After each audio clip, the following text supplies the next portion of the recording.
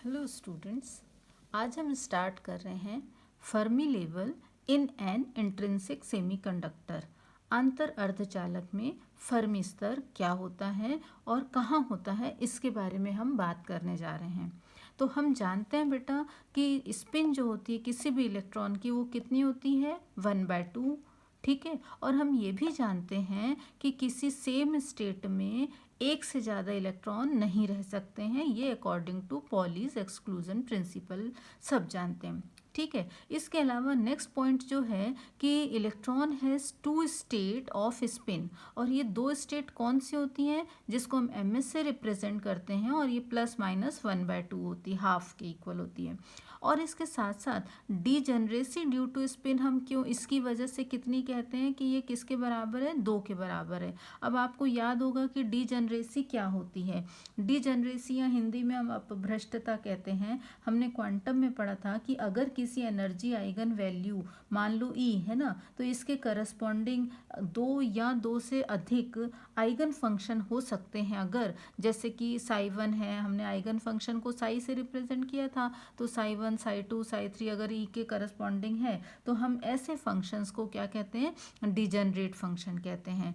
ठीक है, तो यहाँ पर हम ये जानते हैं कि जो इलेक्ट्रॉन होते हैं, इसकी जो स्पिन है डीजनरेसी ड्यू टू स्पिन, वो किसके बराबर होती है, 2 के बराबर होती है ड्यू टू दिस। ठीक है, और यहाँ पर ये जो ±1/2 अपन ने लिखा है, ये किसके लिए, पैरेलल और एंटी पैरेलल के लिए। तो अब आगे अगर हम देखें कि किसी भी सेमीकंडक्टर के अंदर जो इलेक्ट्रॉन्स होते हैं वो किसको फॉलो करते हैं, फर्मी डिराक स्टैटिस्टिक्स को फॉलो करते हैं, ओबे करते हैं। पर ये फर्मी डिराक स्टैटिस्टिक है क्या, तो फर्मी डिराक स्टैटिस्टिक जो है ये क्वांटम जो स्टैटिस्टिक है, इसमें फर्मी डिराक फिजिक्स की ही एक ब्रांच होती है। ये ऐसे किसी सिस्टम जो कि पॉली एक्सक्लूजन प्रिंसिपल के अकॉर्डिंग होते हैं, उस सिस्टम में जितनी भी एनर्जी स्टेट्स होती हैं वहाँ पर पार्टिकल को डिस्ट्रीब्यूशन कैसे करेंगे, कैसे कैसे किस किस एनर्जी लेवल पर पार्टिकल जाएंगे, उसको फर्मी डिराक स्टैटिस्टिक्स डिस्क्राइब करता है। ठीक है, तो ये भी क्लियर हो गया। अब अगर हमारे पास नंबर ऑफ टोटल इलेक्ट्रॉन जो हैं ये कांस्टेंट संख्या में है, कांस्टेंट है, ठीक है, तो जो टोटल एनर्जी पूरे सिस्टम की होगी वो भी कैसी होगी, कांस्टेंट होगी। अगर इलेक्ट्रॉन की संख्या कांस्टेंट है तो एनर्जी भी उस सिस्टम की कैसी होगी, कांस्टेंट होगी। तो ये सारे पॉइंट्स को ध्यान में रखते हुए हम आगे बढ़ते हैं कि फंक्शन जो हमने लिया अगर कोई है ना फर्मी डिराक सांख्यिकी के हिसाब से, तो वो फंक्शन हम किससे रिप्रेजेंट करते हैं, एफ ई से रिप्रेजेंट करते हैं। ये जो एफ ई है ये किसके इक्वल होता है, ये इक्वल होता है 1/1 plus e⁻e⁻ef whole divided by K T.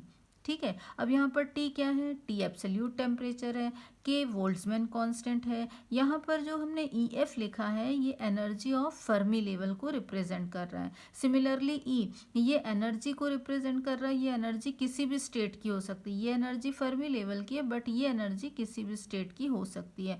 अब यहाँ पे जो 1 लिखा है, ये 1 डिनोमिनेटर में ये क्या है, the quantum difference which arises from the fact that particle are indistinguishable. ठीक है, और एफ ई क्या है, ये फर्मी फंक्शन को रिप्रेजेंट कर रहा है जो फर्मी डिराक स्टैटिस्टिक से हमने निकाला हुआ है। और यहाँ पर ई क्या है, ई उस एनर्जी को ही रिप्रेजेंट करता है।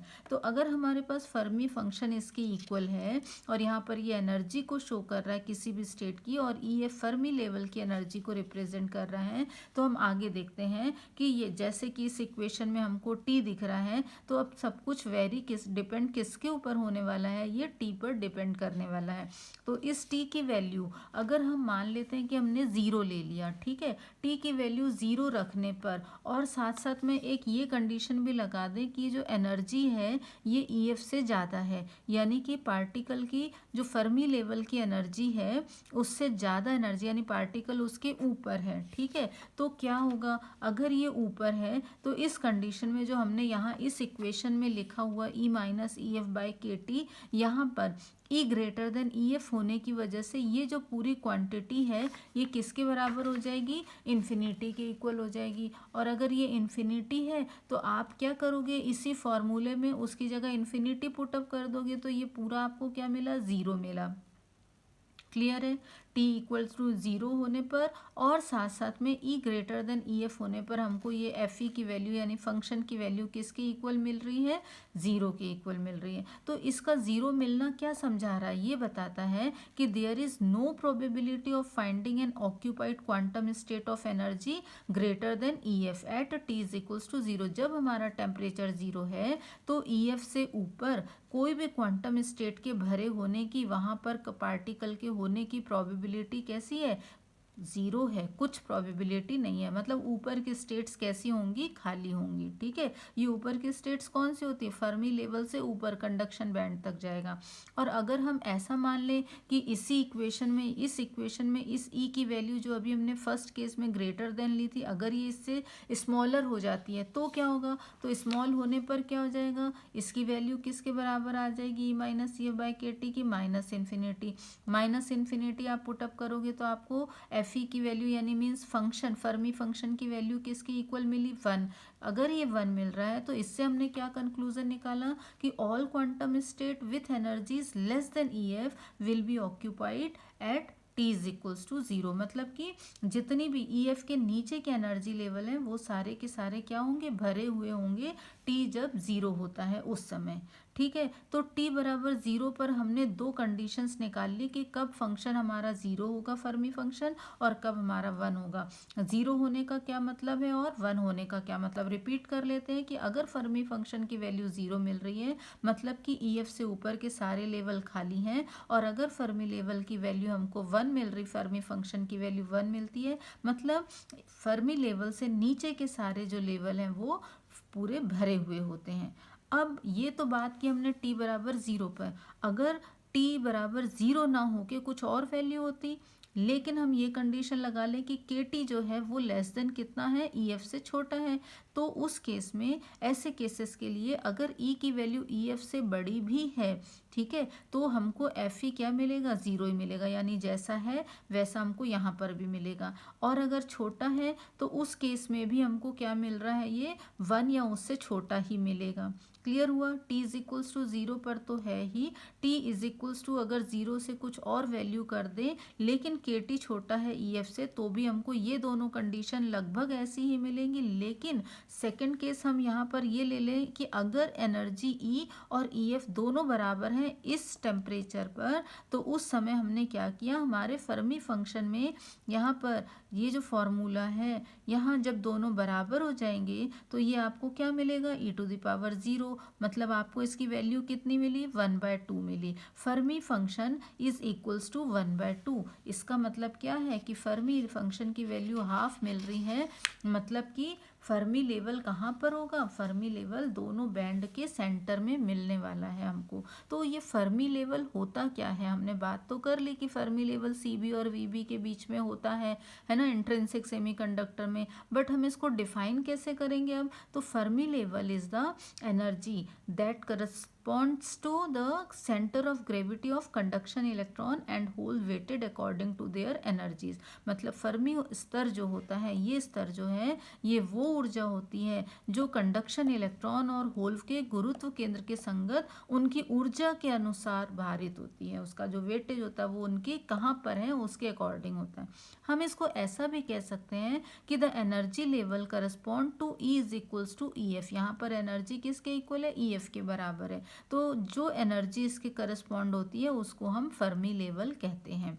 ठीक है, या फिर हम ऐसा भी कह सकते हैं कि Fermi energy is the energy corresponding to which the probability for electron to be found in a state is 1/2, जैसा अभी हमने कैलकुलेट किया।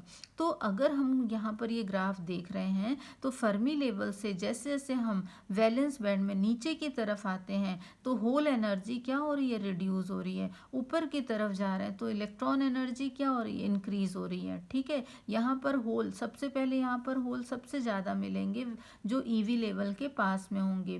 ठीक है, क्योंकि यहाँ से जंप करके इलेक्ट्रॉन सबसे पहले यहाँ जाएंगे। ठीक है, तो इसलिए अपन ने ये स्टेटमेंट दिया है। क्लियर हो गया। अब मान लो जो हमने पहले पिछले देखा अभी कि अगर टेम्परेचर हमारा जो है फर्मी फंक्शन में t की वैल्यू हम 0 कर देते हैं और जबकि जो EF है वो EV और EC के बीच में है ना, फॉरबिडन गैप में।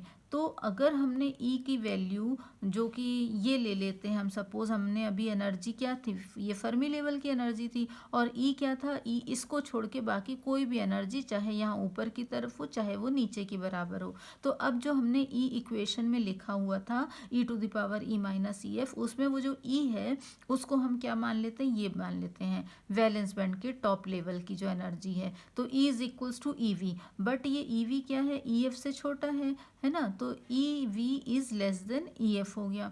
देयरफॉर अब ये कंडीशन होने पर E लेस देन EF कह लो, या फिर यहाँ के लिए EV लेस देन EF। तो हमने अभी अभी निकाला कि फर्मी फंक्शन की वैल्यू हमको क्या मिल रही है, 1 मिल रही है।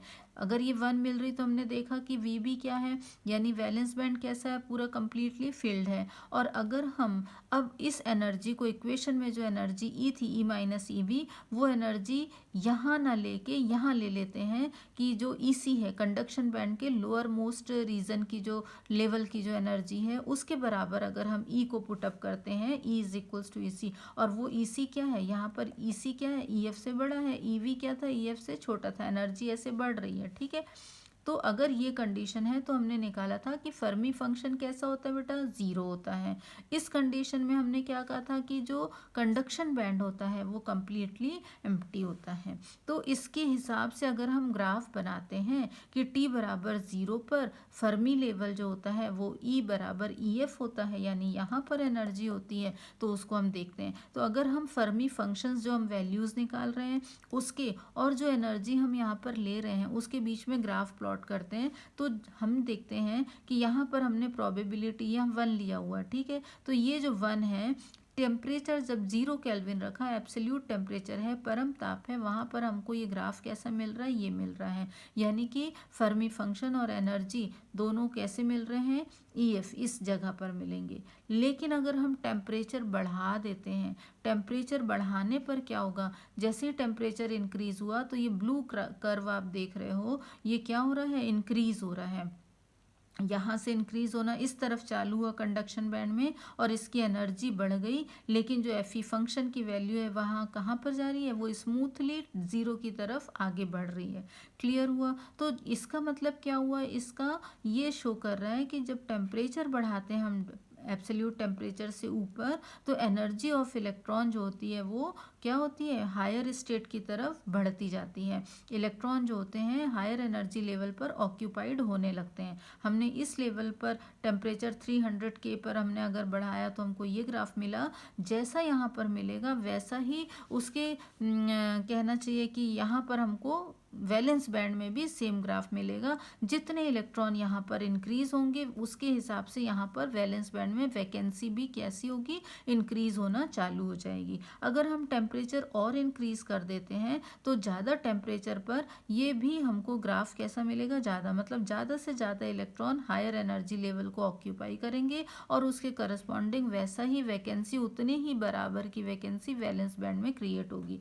तो हमने यहाँ पर एक चीज़ और क्या देखी, यहाँ हमने देखा कि तीनों के तीनों ग्राफ, चाहे किसी भी टेम्परेचर के ग्राफ हों, वो सब के सब E is equals to EF के पॉइंट पर, यहाँ इस 0.5 पर मिल रहे हैं, और सबके लिए जो फर्मी फंक्शन की वैल्यू है वो कैसी है, 1/2 मिलती है। क्लियर है। तो अब इसके आगे हम ये देखेंगे कि हम इसको सॉल्व कैसे करेंगे, कि 1/2 हमको मिल कैसे रहा है, उसको मैथमेटिकली देखेंगे।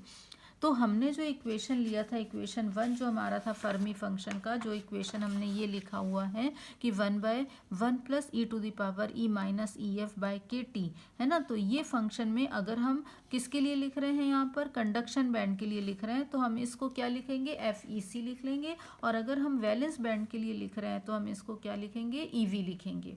क्लियर। और उस समय हम क्या करेंगे, यहाँ पर ये जो E है इसको भी हम कंडक्शन बैंड के लिए लिखेंगे, तो इस E को आप EC लिखेंगे, और अगर आप वैलेंस बैंड के लिए लिख रहे हैं तो इस एनर्जी को आप EV लिखेंगे। क्लियर है। तो हमने उसमें वैल्यूज़ रखते हुए कंडक्शन और वैलेंस बैंड के लिए ये दो इक्वेशन हमने फर्मी फंक्शन के लिख लिए, कंडक्शन बैंड के लिए और वैलेंस बैंड के लिए। अब कहीं पर भी वैलेंस बैंड में होल के होने की प्रोबेबिलिटी हो या फिर कंडक्शन बैंड में इलेक्ट्रॉन के होने की प्रोबेबिलिटी हो, इन दोनों का सम हमेशा किसके इक्वल होगा, 1 के इक्वल होगा, यानी this plus this is equals to 1। हमने यहाँ से क्या किया, FEC जो कंडक्शन बैंड में इलेक्ट्रॉन है उसका फंक्शन जो है वो हमने फर्मी फंक्शन निकाल लिया, 1 माइनस FeV मिला। आप यहाँ से दोनों की वैल्यू उठा के सब्सटीट्यूट करोगे, LCM लोगे, सॉल्व करोगे, इसको जो कैंसिल होगा, रिमेनिंग पार्ट आपको यहाँ पर इक्वेशन 3 के फॉर्म में मिल रहा है, e⁻ EV minus EF by KT divided by 1 plus e⁻ EV minus EF by KT, ये आपको एक इक्वेशन मिल जाएगा। अब आपको क्या करना है कि टेम्परेचर कंडीशन हमने लगा देनी है, यहाँ पर सब कुछ सॉल्व हो गया है। अब ये टेम्परेचर की बात करेंगे कि अगर ये टेम्परेचर ऑर्डिनरी टेम्परेचर है तो क्या होगा। तो ऑर्डिनरी टेम्परेचर अगर हमने रखा है तो उस समय ध्यान देना कि EF minus EV greater than क्या है, KT।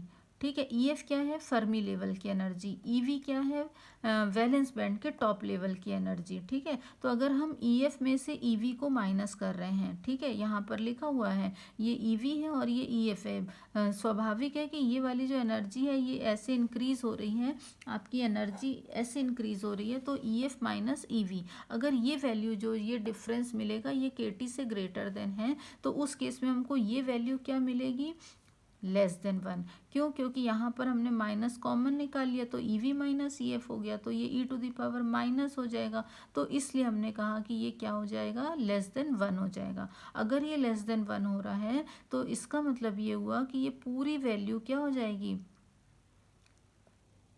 +1 इज इक्वल्स टू 1 हो जाएगा। ये एक से छोटा है तो अब उसमें अगर हमने 1 ऐड भी किया, 1 में ये छोटी वैल्यू 1 से बहुत छोटी वैल्यू है उसको ऐड भी कर दिया तो पूरा आंसर हमारा अप्रॉक्सीमेटली इक्वल्स टू 1 ही मिलने वाला है। ठीक है, और ऐसे ही अगर हम ये देखें कि EC माइनस EF, ये एक केस निकाल लिया। अब अगर हम दूसरे की बात करें कि EC माइनस EF, EC ये एनर्जी है, EF ये एनर्जी है, तो ये ज़्यादा है, EF कम है, तो EC minus EF greater than KT अगर है तो उस केस में ये अगर ग्रेटर देन है, ठीक है, KT से, तो ओवरऑल वैल्यू क्या हो जाएगी, 1 से ज़्यादा हो जाएगी। अगर ये पूरी की पूरी वैल्यू 1 से ज़्यादा है तो उस केस में ये 1 से ज़्यादा तो है ही, और इसमें 1 और ऐड कर दिया, पर ये 1 से बहुत ज़्यादा है तो उसमें 1 ऐड कर भी दिया तो उसकी वैल्यू में कोई ख़ास फ़र्क नहीं पड़ा, इसलिए अप्रॉक्सीमेटली इक्वल्स टू हमको यही मिल रहा है।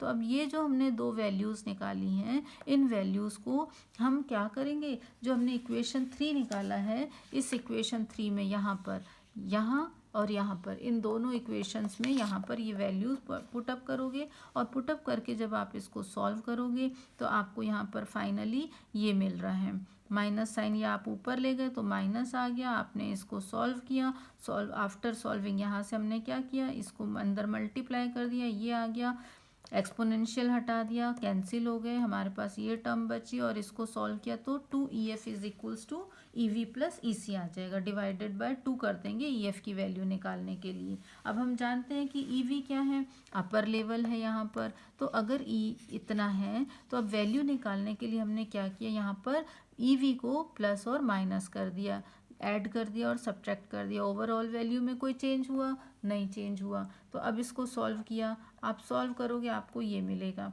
यहाँ पर EC माइनस EV क्या है, एनर्जी लेवल का डिफरेंस है, अपर लेवल और लोअर लेवल के बीच की, मतलब जो कंडक्शन बैंड का लोअर लेवल और वैलेंस बैंड का अपर लेवल, इनके बीच का डिफरेंस हो गया EC माइनस EV, जिसको हम क्या लिखते हैं, डेल E डिफरेंस हो गया।